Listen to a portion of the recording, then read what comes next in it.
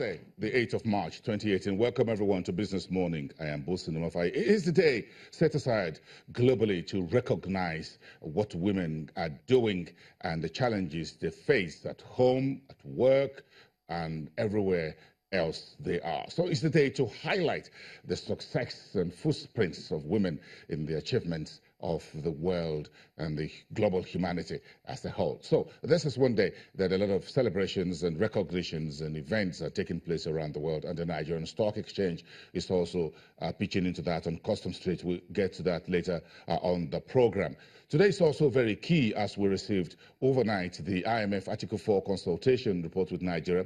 The IMF says that this report was completed in February, but of course it's reflected the meetings that were held with the Nigerian government officials towards the end in December 2017 as well. So let's get this into some of the discussions. But first, the Central Bank of Nigeria is today releasing the first financial stability report for in 2018. This is a bit of a look-back report, of course, to look at what has been achieved, highlighting improvement in regulatory capital, bank liquidity, preemptive loan reclassification by banks, including central bank forbearance, among other things. Meantime, the IMF report says Nigeria is exiting recession, but the economy remains vulnerable based on discussions that ended December last year. Medium term, the IMF is looking at a weak, a relatively flat growth rate for Nigeria as GDP per capita remains sluggish. And that's what the IMF says. So this continues to decline under what it called unchanged policies. So the Bretton Woods institutions is looking at 2.1% GDP for 2018, while fiscal deficit would narrow after 2018 arrears have been cleared, and that the public debt levels will remain relatively low, but interest payments as a ratio of government revenue will remain high.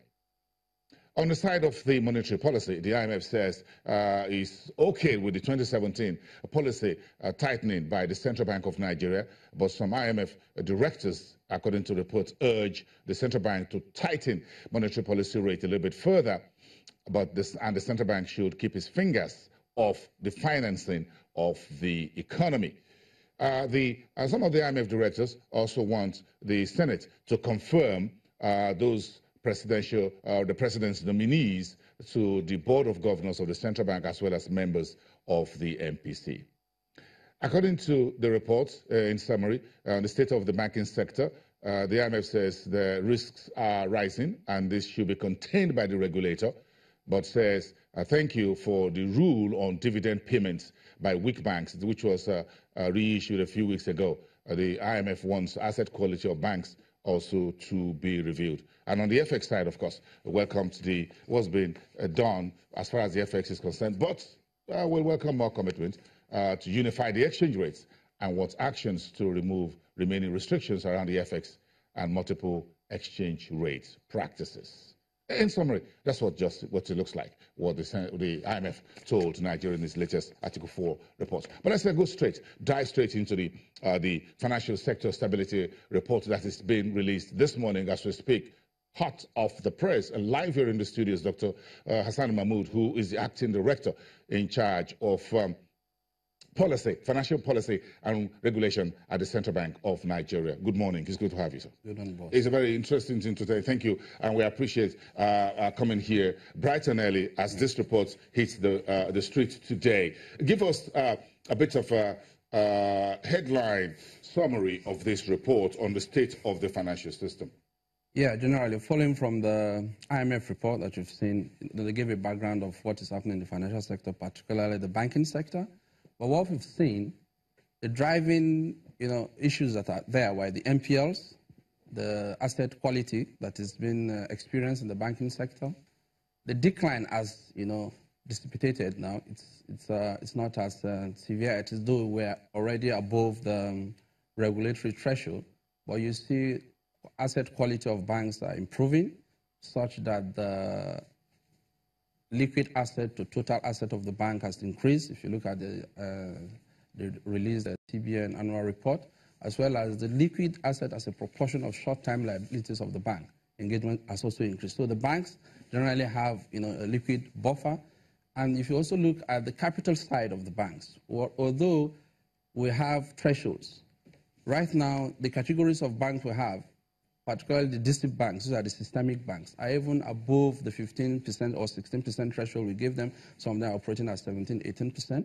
And the national banks or the general bank, commercial banks levels, we are still above the 10% threshold, still above the 11% margin for the industry. So but the IMF says they still want risks within this sector contained. What risks are remaining here?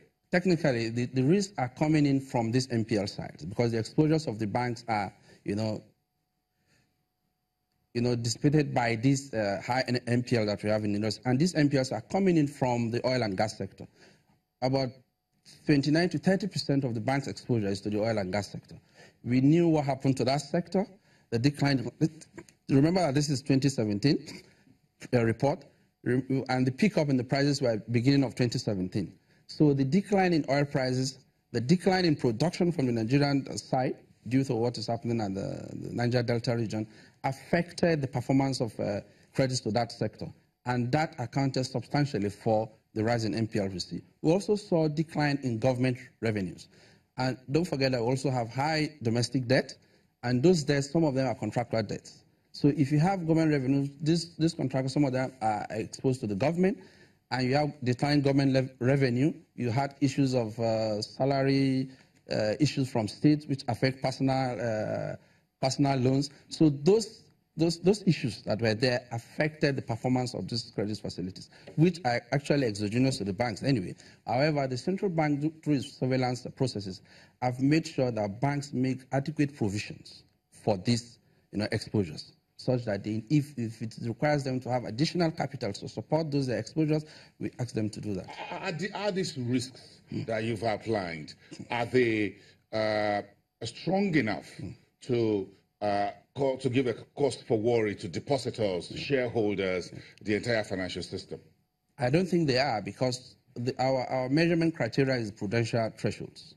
So long as you are above the prudential threshold, because those prudential thresholds are not just from the sky. They are based on certain parameters, certain financial soundness indicators. And like I said, the capital adequacy ratio, the liquidity ratios, the asset quality performance are all above the prudential